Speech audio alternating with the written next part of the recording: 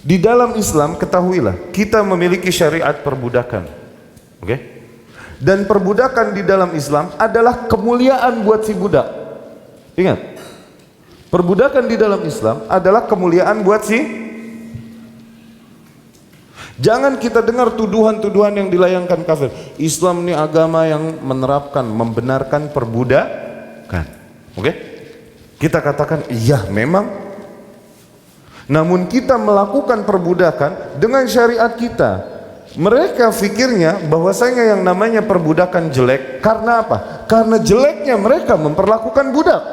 Lihat apa yang mereka lakukan kepada negro yang ada di antara mereka pada zaman dahulu. Mereka pecut, mereka tak berikan haknya dan lain-lain. Itu cara mereka memperlakukan budak.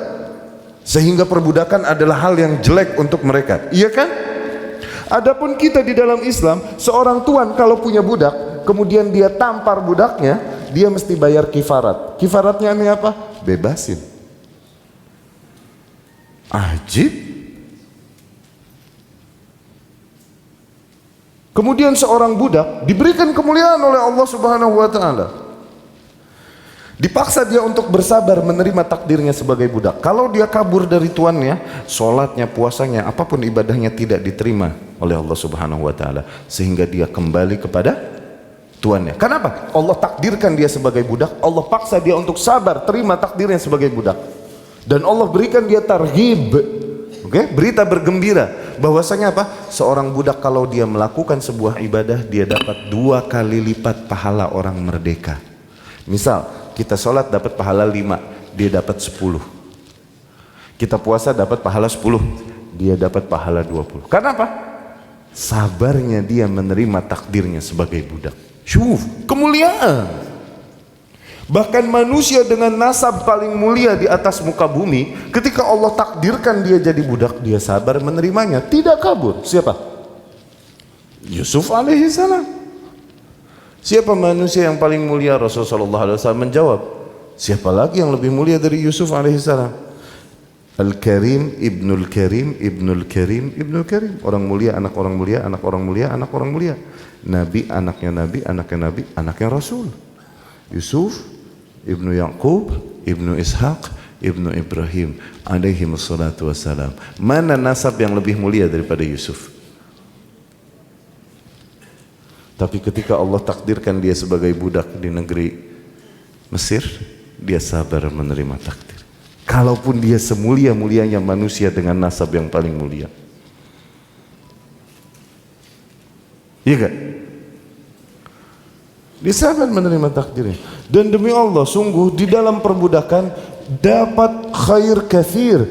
Di situ terdapat kebaikan yang banyak. Kenapa perbudakan bisa menjadi jalan hidayah bagi seseorang? Jalan hidayah bagi seseorang. Nih, ini yang disampaikan Syekh kami Abu Ishaq Al-Huwaini.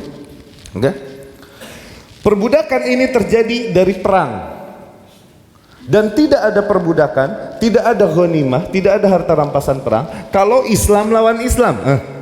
Jadi perbudakan, jadi harta rampasan perang kalau lagi cerita Islam lawan non muslim, lawan kafir. Oke? Harta rampasan perangnya kita ambil, yang ketangkap jadi tawanan kita perjualbelikan jadi budak. Begitu dari peperangan.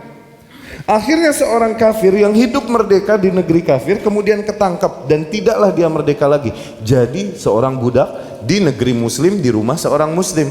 Akhirnya terbuka kan jalan hidayah untuknya, sehingga seringkali mereka tersentuh Islam dan masuk ke dalam Islam. Kalaupun dia jadi budak, bukan lagi orang merdeka. Mendingan mana? Dia merdeka tapi kafir meninggal masuk neraka abadi, atau dia muslim tapi dia budak, meninggal dia masuk surga. Mending mana? Maka kemuliaan. Maka dari situ hadis Rasul sallallahu alaihi wasallam, ajiba rabbukum min qaumin yadkhuluna al-jannah fis salasil. Rabb kalian takjub dari sebuah kaum yang masuk surga dengan rantai. Yakni apa? Seolah-olah surga menyeret mereka, memaksa mereka untuk masuk surga. Mau nggak? Nggak usah dipaksa, kita sih mau deh. Ini ditarik sama surga pakai rantai. Maknanya satu demikian. Yang kedua bisa jadi maknanya mereka berjalan menuju surga dengan kaki terantai.